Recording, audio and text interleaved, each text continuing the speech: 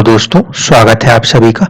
जैसे कि हम चर्चा कर रहे थे सूर्य के प्रोग्रेशन और चंद्रमा के प्रोग्रेशन के बारे में, जिसके लिए मैंने आपसे कहा था कि आपको जब कभी भी सुदर्शन चक्र को देखना होगा तो सबसे पहले इस बात को समझना पड़ेगा कि किस तरह से उन ग्रहों का मूवमेंट हो रहा होता है। घड़ी को लेकर मैंने इसीलिए चीजों को समझाया था। हम किसी भी वक्त जन्म लें, उस समय के गोचर के हिसाब से हमें एक पर्टिकुलर फ्रेम हमारी कुंडली मिलती है, लेकिन आज की स्थिति में जब हम देखेंगे तो वो ग्रहों की मूवमेंट कहीं और पर है। इसीलिए हमेशा हम प्रोग्रेशन को यूज करते हैं और प्रोग्रेशन के बाद फिर अंदर आप थोड़ी सी डेप्थ में जाओगे तो फिर आता है ट्रांजिट फिनोमिना। लेकिन प्राइम इंपॉर्टेंट फैक्टर जो वो अंदर का फ्रेम था, वो फ्रेम लगन का रहता है। ठीक है, तो आज मैं आपको डायरेक्ट अभी सुदर्शन चक्र पे लेके नहीं चल रहा, उसकी जगह कुंडली के ऊपर ही कैसे हम चीजों को फिक्स कर पाएंगे, हम ये पकड़ने का प्रयास करते हैं। ये जो कुंडली आपके सामने है, ये श्री मनमोहन सिंह जी की कुंडली है। कुछ वेल नोन फैक्ट्स जिनके बारे में पता हो, उनके बारे में अगर चीजों को एक्सप्लेन करूं तो आप आसानी से चीजों को कैच कर पाएंगे। इनका जो जन्म है वो सितंबर का था, सितंबर 1932। इन्हें जब प्रधानमंत्री पद मिला उस समय, क्योंकि हमारे यहाँ जो पीएम पोस्ट है वो मई के आसपास कहीं ना कहीं वहां पे चुनाव होते हैं, तो मई और जून में होना था। अब इनका जो जन्म है वो है 1932 और ये प्रधानमंत्री बने ऑलमोस्ट 22 मई 2004 को। क्योंकि इनका जन्म सितंबर का है तो हम 2004 नहीं, 2003 का जो जन्मदिन है उसको कंसीडर करते हुए कैलकुलेशंस को लगाएंगे।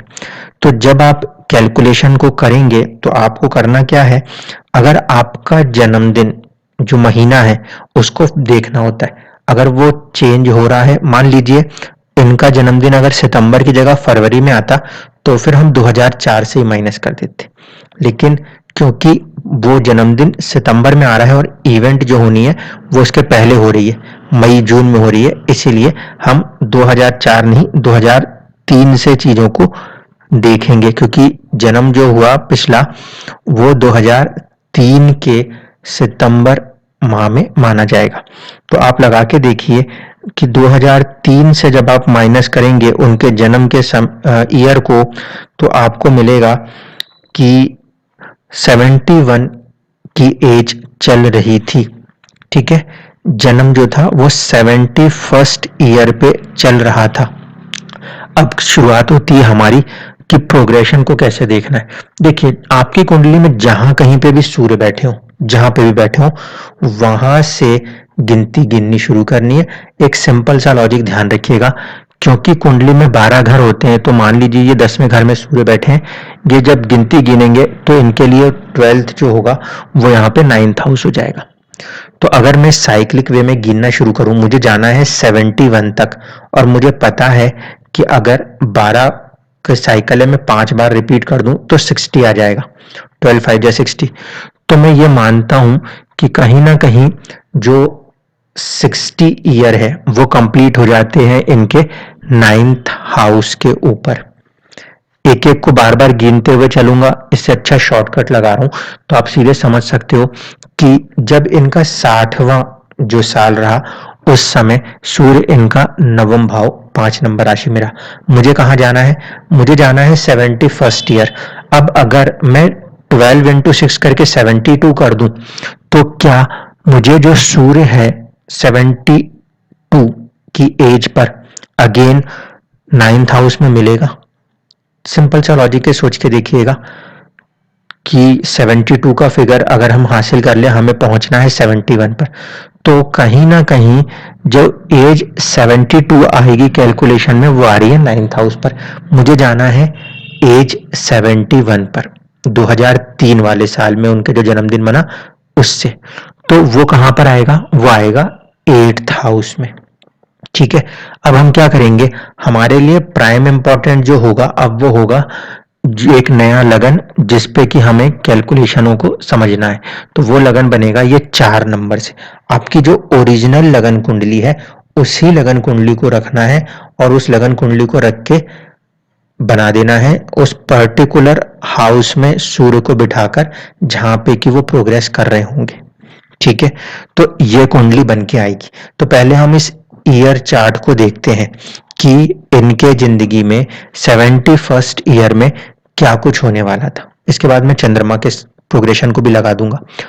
तो देखिए, जब हम इस लगन कुंडली को देखते हैं इंडिपेंडेंटली, इसको ही एज ए लगन कुंडली रीड कीजिए इस पर्टिकुलर ईयर के लिए। तो ये क्या बन गया, चंद्रमा मंगल का साथ है जो कि 10th हाउस और साथ साथ फर्स्ट हाउस लॉर्ड का कॉम्बिनेशन है, जिसके ऊपर से गोचर नहीं बल्कि प्रोग्रेशन, फिर से बोल रहा हूं, गोचर नहीं बल्कि प्रोग्रेशन के सूर्य बैठे हुए थे। तो यहां पे आप देख सकते हैं कि 10th house Lord first house Lord के साथ है और उसी के साथ साथ उसके ऊपर 7th हाउस लॉर्ड की दृष्टि है।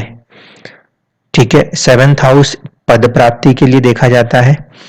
10वां घर जो है वो कहीं ना कहीं आपका सरकार ही माना जाता है या आपका स्टेटस माना जाता है। और यहाँ पे चंद्रमा और मंगल का साथ और उसके ऊपर शनि की दृष्टि, इसलिए ये चीज बनी। क्योंकि लगन कुंडली में ये अष्टम भाव था, इसीलिए ये इवेंट अनसर्टेन इवेंट थी। उन्हें पता नहीं था कि मैं कोई चुनाव लड़ रहा हूं या मैं कोई चुनाव जीत रहा हूं। 8वां घर, लगन कुंडली का 8वां घर क्या दर्शाता है, अनसर्टेनिटी दर्शाता है। अगर हम ध्यान से देखें तो इस कुंडली के 8वें घर में एक अनसर्टेनिटी बैठी हुई है। क्यों? क्योंकि चंद्रमा वहीं के वहीं मौजूद है। और जब 71st ईयर लगा तो ये जो 8वां घर था ये इस कुंडली के लिए लगन कुंडली बन गया। तो कोई भी चुनाव नहीं लड़ते हुए अचानक से उन्हें पद की प्राप्ति हुई। ये इस साल के अंदर होते हुए इस तरीके से प्रोग्रेशन से नजर आती है। अब देखिए, सूर्य का प्रोग्रेशन आपने समझ लिया। अब मैंने कहा था चंद्रमा का प्रोग्रेशन, कैलकुलेशंस को थोड़ा सा आगे पीछे रख देते हैं। जब हम वहां पे बात कर रहे थे हम कह रहे थे 27 महीना मतलब कि 2 साल 3 महीना। अब मैं अप्रोक्सीमेटली इसको 2.5 साल मान लूं तो क्या होगा कि आप अगर कैलकुलेट करोगे 71st ईयर के हिसाब से कि 71st ईयर में 2.5 साल के हिसाब से कितना मूवमेंट हो सकता है, तो अगर मैं उसको डिवाइड करूं 71 ईयर को 2.5 ईयर के बेसिस पे तो तकरीबन 28 की एक वैल्यू आती है। अब क्या करना है, दोबारा से हम चलते हैं ओरिजिनल लगन कुंडली में और यहाँ पे चंद्रमा जो बैठे हैं, चंद्रमा से आप गिनती गिनना शुरू करें और कहां तक हमें जाना है, हमें यह मानना है कि वो 28 का एक फिगर हमारे पास आ रहा है। 28 का फिगर अगर आ रहा है तो फिर से देख लीजिए, चंद्रमा यहां से अगर चलना शुरू करते हैं तो यहां आके उनका 12 का काउंट पूरा होगा। फिर 12 के बाद दूसरा काउंट होता है 24 का काउंट। तो 24 का काउंट जो है वो 7th हाउस पर कंप्लीट होगा और मुझे जो चाहिए वो है तकरीबन 28 29। तो अगर यहाँ पे 24 कंप्लीट होता है 7th हाउस में, ध्यान से समझिएगा, 12 के बाद फिर 12 मतलब 24, तो 24 यहां कंप्लीट होता है तो 28वां काउंट जो चंद्रमा का प्रोग्रेशन है, चंद्रमा का प्रोग्रेशन वो कहां पे जा रहा है, ये है 24, ये हुआ 25, 26, 27 और तकरीबन 28।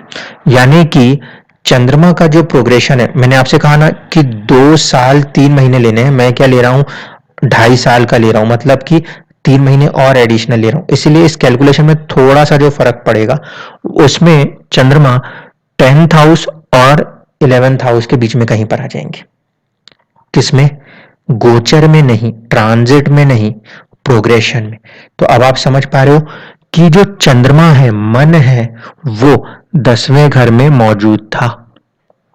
इसीलिए जब उनको इस चीज का ऑफर किया गया तो मन ने उसको एक्सेप्ट किया। इसलिए अगर आप ध्यान से देखोगे तो आपको ये चीज समझ में आएगी कि इस कुंडली में उस पर्टिकुलर समय पर जो सूर्य का और चंद्रमा का प्रोग्रेशन था, दोनों के दोनों कहीं ना कहीं सपोर्ट कर रहे थे। क्योंकि अगर ये 7 नंबर जो मैंने आपको गिनती गिन के बताया कि अप्रोक्सीमेटली 28 वहां कहीं पर आएगा, या तो चंद्रमा थर्ड पे आ जाए या तो चंद्रमा फोर्थ पे आएगा। इन दोनों ही कंडीशनों के हिसाब से अगर आप देखोगे तो मन जो है वो कहीं ना कहीं इन चीज को एक्सेप्ट करने के लिए तैयार था। इस तरीके से आप प्रोग्रेशन को कुंडली के ऊपर लगाते हैं और वो पर्टिकुलर ईयर्स को निकालने की कोशिश करते हैं। सूर्य कुंडली प्राइम इंपॉर्टेंस हो जाती है क्योंकि उससे कई बार चीजों को कनेक्ट कर पाते हैं। अब 2004 के चुनाव हो जाने के बाद 2000 नेक्स्ट इलेक्शन जो था वो ऑलमोस्ट 2008 की 2009 में होना था, ठीक है। अब अगर 2008-2009 के इलेक्शन को आप देखोगे, आई थिंक 2009 में इलेक्शन हुए थे, ठीक है। 2008 में हम कहीं ना कहीं जो है मुंबई वाले फैक्टर्स को देख रहे थे, राइट।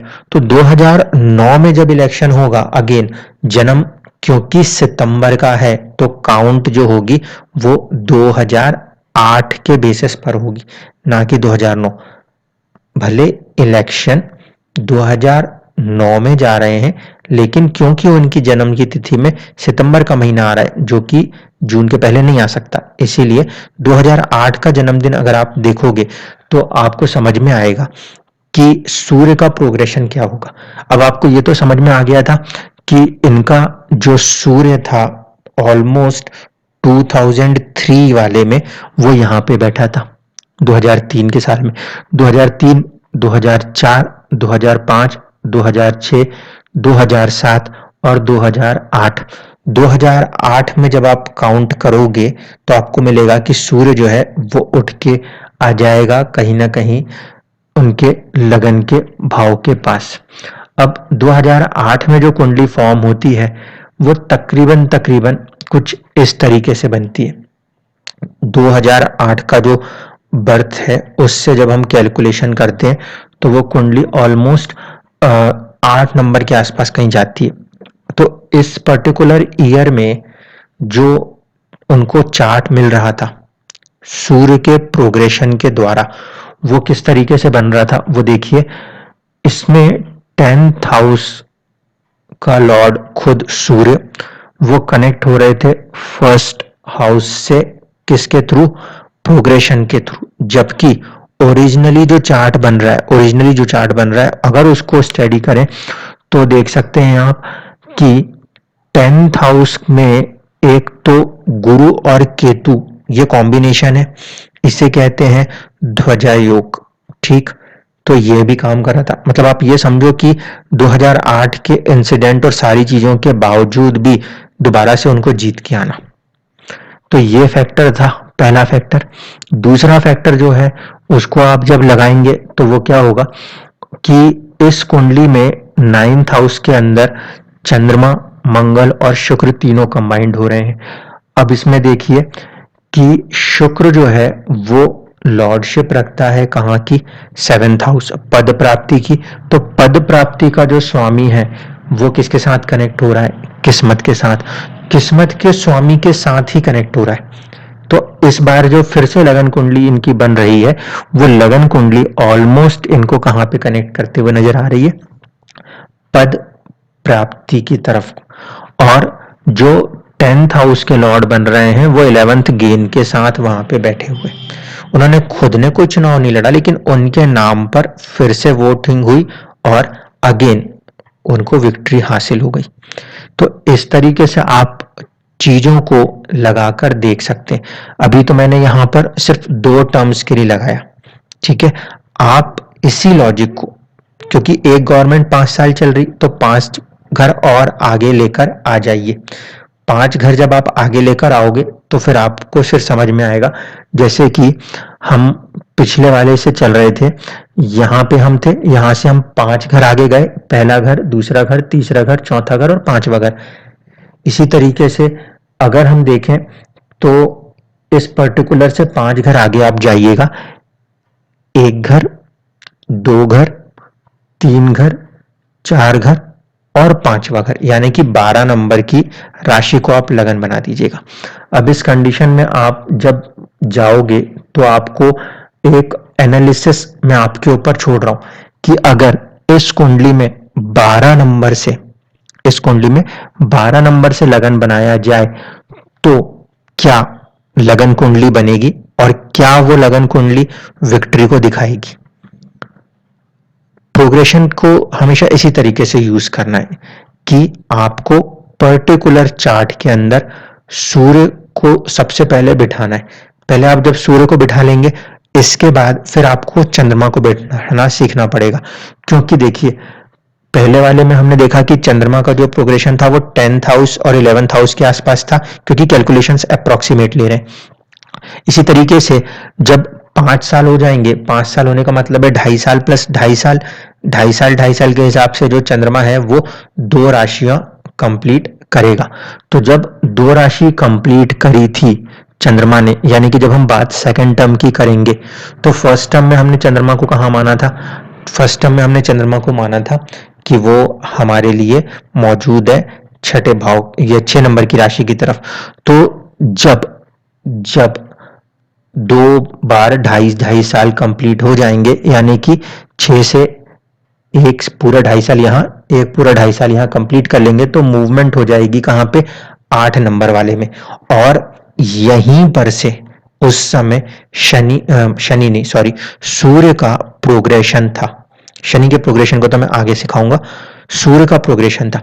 तो इस वजह से जब आप इस चार्ट को बनाएंगे उस पर्टिकुलर ईयर के लिए, जब वो नेक्स्ट इलेक्शन में एंटर होते हैं, तो चंद्रमा और सूर्य दोनों एक साथ आ गए थे। यानी कि अब ये बात आत्मा ने भी मान ली थी और सूर्य भी इस बात को मान चुका था कि मुझे ये इलेक्शन में खुद लड़ना है।